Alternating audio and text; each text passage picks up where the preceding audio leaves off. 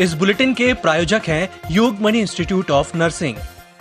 नमस्कार, जबलपुर लाइव के इस बुलेटिन में आपका स्वागत है। मैं हूं आपके साथ आकाश। जबलपुर पहुंचे चिकित्सा शिक्षा मंत्री विश्वास सारंग ने शासकीय अस्पताल का जायजा लिया। पत्रकारों से चर्चा करते उन्होंने कहा कि कोरोना से निपटने पर हर जिले की प्लानिंग चल रही है। जब तक वैक्सीन नहीं आती तब तक मास्क की वैक्सीन है। उन्होंने कहा कि मध्य प्रदेश में कोरोना रिकवरी रेट अच्छा है। जबलपुर मेडिकल कॉलेज में बेड की क्षमता 744 की जाएगी। इसके साथ ही यहां एक ऑक्सीजन टैंक भी लगाया जाएगा। इसके लिए भोपाल की आईनेक्स कंपनी को ठेका दिया गया है। 30 सितंबर तक टैंक लग जाएगा। अक्टूबर के पहले सप्ताह से इसे शुरू कर दिया जाएगा। हम तत्परता के साथ लगे और मैं आपके माध्यम से जनता को, समाज को ये आह्वान करना चाहता हूं, क्योंकि आपसे बड़ा कोई सोर्स नहीं हो सकता जनता तक अपनी बात पहुंचाने का। हम तत्पर हैं, हम कृत संकल्पित हैं कोरोना संकट से हर तरह की समस्या के निदान में। परंतु जब तक वैक्सीन नहीं आता, इस महामारी का इलाज और दवाई केवल मास्क और सोशल डिस्टेंसिंग है। हम इसका एक मिनट को पूरा कर लीजिए ना। यदि हम ये कैंपेन नहीं चलाएंगे, जब तक जन जागरण नहीं होगा, केवल बेड बढ़ाना, केवल चिकित्सीय व्यवस्थाएं पूरी करना ये तो हमारा काम है, परंतु समाज में ये संक्रमण ना फैले, ये हम सबकी जिम्मेदारी है। कोरोना की समीक्षा करने जबलपुर पहुंचे कैबिनेट मंत्री विश्वास सारंग पर कांग्रेस विधायक संजय यादव ने तंज कसा है। उन्होंने कहा कि जब विधानसभा में मुद्दा उठा तब सरकार जागी। पिछले 6 माह में शासन प्रशासन ने कोरोना की बिगड़ती स्थिति की सुध तक नहीं ली। कि जबलपुर के हालात बहुत भयावह हो चुके हैं, तब इनको जबलपुर की याद आई। बहुत देर कर दी हुजूर आते आते। विगत 6 महीनों से न मंत्री को फुर्सत, न शासन, न प्रशासन को। जिस तरह से जबलपुर की उपेक्षा की गई लगातार, और जबलपुर में जो कोरोना संकट बढ़ा है उसका पूर्ण रूप दोषी से शिवराज सरकार है, यहाँ के मंत्री है और यहाँ का प्रशासन है। ना ही अस्पतालों में व्यवस्था, प्राइवेट अस्पताल वाले गरीबों को लूट रहे हैं। मेडिकल में समुचित व्यवस्थाएं नहीं है। जिस तरह से भोपाल में आपने चिरायू में सरकारी पैसे से लोगों को इलाज कराया या इंदौर में इलाज कराया, जबलपुर में क्यों नहीं? क्यों? क्योंकि आपका चिरायू में कमीशन फिक्स था, आपका इंदौर में कमीशन फिक्स था। जहां आपका कमीशन फिक्स था, आपने वहां गरीबों का इलाज करा दिया।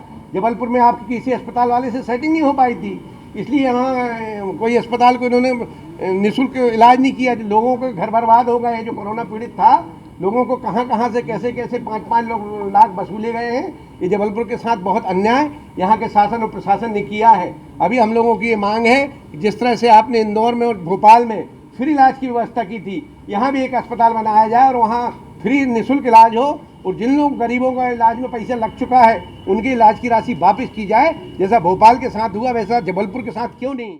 जिले में कोरोना संक्रमण की बढ़ती रफ्तार और अस्पताल में ऑक्सीजन बेड की कमी के बीच कोरोना वायरस से पीड़ित मरीजों को काफी परेशानियों का सामना करना पड़ रहा है।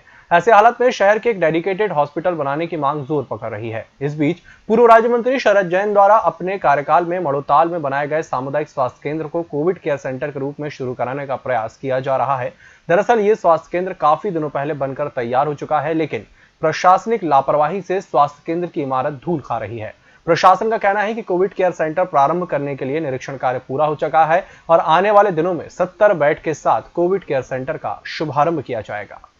इस हॉस्पिटल के प्रारंभ से क्षेत्रीय जनता में बहुत खुशी, आम जनता राहत महसूस कर रही है और हम लोग इस बात के लिए भी वचनबद्ध हैं कि वहाँ यदि कोई सामग्री शासन को लगेगी, जैसे पलंग या अन्य सामग्री, तो सुख दुख परिवार एवं क्षेत्रीय जनता इस बात के लिए पूरा सहयोग करेंगे।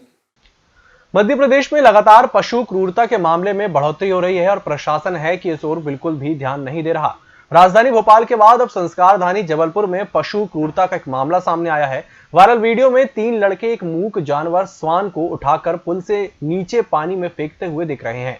3 लड़कों द्वारा श्वान को पुल से नीचे पानी में फेंकने का वीडियो सोशल मीडिया में लगातार वायरल भी हो रहा है। वायरल वीडियो में आप भी देख सकते हैं कि पशु क्रूरता का एक नया मामला जबलपुर में देखा जा रहा है। बताया जा रहा है कि ये वायरल वीडियो लमेटा घाट का है, जहां मौज मस्ती में ये लड़के एक बेजुबान जानवर की जान लेने की कोशिश कर रहे हैं। लमेटा घाट में एक कुत्ते को जबरदस्ती से नीचे फेंक दिया गया। तो आप देख रहे हैं कि ये जो एक चेन है ये बहुत ज़्यादा बढ़ती जा रही है।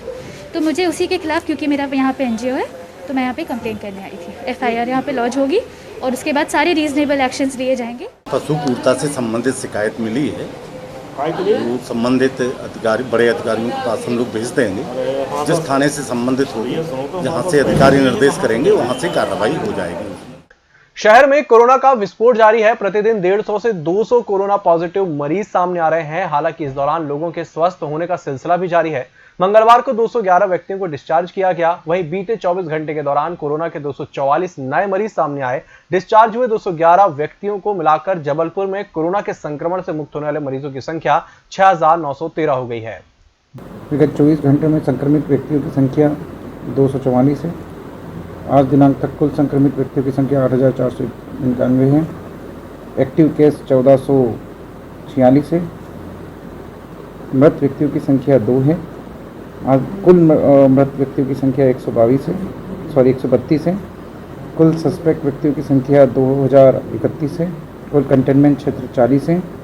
संस्थागत क्वारंटीन किए गए व्यक्तियों की संख्या 996 है। होम क्वारंटीन किए गए व्यक्तियों की संख्या 892 है। होम आइसोलेशन में पॉजिटिव मरीजों की संख्या 781 है। कोरोना संक्रमण लगातार बढ़ रहा है, लेकिन अनलॉक होते ही लोगों ने सरकार के निर्देशों का पालन करने में लापरवाही बरतना शुरू कर दिया है। खासकर व्यापारी वर्ग, जिन्होंने अपने लाभ के लिए फिजिकल डिस्टेंस की धज्जियां उड़ा रखी हैं। इसे लेकर आज जिला प्रशासन ने पुलिस और नगर निगम के साथ मिलकर जयंती कॉम्प्लेक्स और नोदरा ब्रिज स्थित करीब 1 दर्जन दुकानों पर कार्रवाई करते हुए उन दुकानों को सील किया है जो कोरोना गाइडलाइन का पालन नहीं कर रहे थे। इसी के साथ बुलेटिन में वक्त चला छोटे से ब्रेक का, जल्द हाजिर होंगे। Yogmani institute of nursing, Jamdar hospital, Jabalpur. Nursing के क्षेत्र में करियर बनाने का सुनहरा अवसर। प्रवेश प्रारंभ BSc nursing, post basic BSc nursing, GNM. पता 198/2 Ragwa, ward number 72, Arihant warehouse के पीछे, पाटन बाईपास चौक के पास, जबलपुर। होटल गौरीशी, भोपाल शहर के बीचों बीच स्थित ठहरने की सर्व सुविधा युक्त जगह है। Room available in affordable prices और facilities free wifi, AC, TV, parking, security, lift, full sanitised room, toiletry kit. Hotel Gaurishi, hall number 8, Chittor complex, MP Nagar, zone 1, Bhopal. Phone number 7898128620। Break के बाद एक बार फिर से आपका स्वागत है और बढ़ते हैं अगली खबर की ओर। मध्य प्रदेश हाईकोर्ट के वरिष्ठतम न्यायाधीश संजय यादव को कार्यवाहक मुख्य न्यायाधीश नियुक्त किया गया है। 30 सितंबर को सेवानिवृत्त हो रहे मौजूदा मुख्य न्यायाधीश अजय कुमार मित्तल के रिक्त स्थान पर प्रभार संभालेंगे। देर रात दुरुस्ताई की तर्ज पर सीजीएचएस के अधिकारी नींद से जाग गए हैं। एडिशनल डायरेक्टर राजेंद्र रावत ने निजी अस्पतालों को हिदायत देते हुए कहा है कि अगर किसी जरूरतमंद के उपचार में लापरवाही बरती गई तो कठोर कार्रवाई की जाएगी। ये भी मुमकिन है कि अस्पताल को सीजीएचएस से मान्यता भी रद्द कर दी जाए। सेंट्रल गवर्नमेंट हेल्थ स्कीम के लाभार्थी को हाल के दिनों में जितनी ज्यादा परेशानी उठानी पड़ी है वह इससे पहले कभी नहीं देखी गई। हालांकि इन मामलों की शिकायत दिल्ली तक पहुंचाई गई है। बहरहाल राजधानी से मिली फटकार के बाद स्थानीय अधिकारी हरकत में आए हैं। देश की उन्नत तोपों में शामिल सारंग अब सेना के हवाले कर दी गई है। जबलपुर की व्हीकल फैक्ट्री से 3 सारंग तोपों को शुक्रवार को फ्लैगिंग सेरेमनी में सेना के हवाले कर दिया गया। जानकारी के मुताबिक जल्द ही ये तोप सरहद पर तैनात की जा सकती हैं। गौरतलब है कि देश की सबसे ताकतवर तोप धनुष के बाद उन्नत तोपों में गिना जाने वाला नाम सारंग का ही है। स्टेट हाईवे पाटन के आगे 27 मील पर घटित एक भीषण सड़क हादसे में कंटेनर की टक्कर में इनोवा कार चकनाचूर हो गई। इस भीषण हादसे में संगम कॉलोनी निवासी संजय कैटरर्स के पुत्र तन्मय जैन की घटनास्थल पर ही मौत हो गई, जबकि मोहित नायडू और अदिति वर्मा गंभीर रूप से घायल हो गए हैं।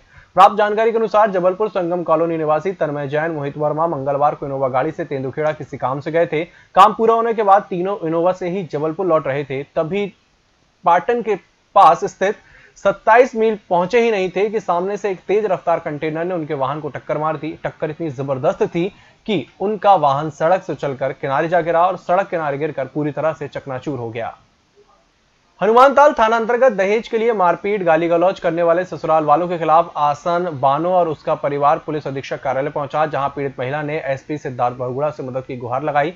पीड़िता ने बताया कि उसका विवाह 2 साल पहले हनुमानताल निवासी शरीफ खान से हुआ था। 5 महीने तक तो सब ठीक चलता रहा। उसके बाद अचानक पति शरीफ खान द्वारा और सास ससुर द्वारा प्रताड़ित किया जाने लगा और 5 लाख रुपए दहेज और कार की मांग की जाने लगी और रोजाना मारपीट की जाने लगी, जिसकी शिकायत हनुमानताल थाने में दर्ज की गई है। इसमें आसमा बानो रात में लगभग 11-12 बजे के करीब आई थी और उन्होंने बताया कि उनके ससुराल वाले मायके बातचीत करने के आए थे, किंतु वो फिर मारपीट की है उसके साथ और काफ़ी दिनों से दहेज की मांग को लेकर प्रताड़ित कर रहे थे।